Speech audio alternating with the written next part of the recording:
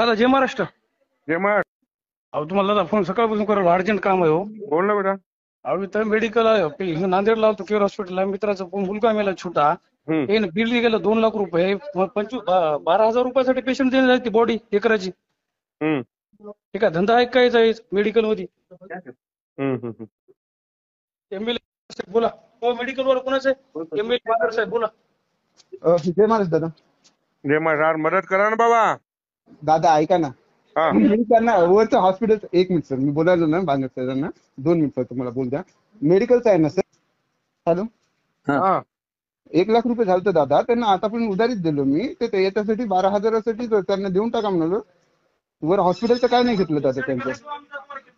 त्या पेशंट वापस घेऊन जा म्हणा. द्यायला रुपया द्यायची गरज नाही. लाख रुपये झाले. 12,000साठी तुम्ही पेशंट सोडत ना का रे? दादा ऐकून घ्या ना तुम्ही. आम्ही काम करतो वैभव. चल पेशंट घेऊन या. 1 लाख रुपये तुमचं बिल झालं आणि तुम्ही 10,000 रुपयासाठी पेशंट सोडत ना. तुम्हाला माहितीये का त्या मेडिकल वर किती कमाई राहतील काय राहतील? दादा ते माहित ऐका ना दादा. ते आमच्या त्या मालकाला सांग आमदार साहेबाचा फोन आलाय म्हणा आणि लेकरू वारलंय ते आणि तुम्ही 12,000साठी जर ते लेकरू सोडत नसाल अरे कुठं भरसाल? आळ्या पडतील ना. नाही मला ते पेशंट सोडून दे. 1 रुपया घ्यायची का? 1 रुपया देऊ नको रे. 1 रुपया देत नाही दादा याचे. नाही नखरे झाले त्याचे. लुटमार झाली सगळी.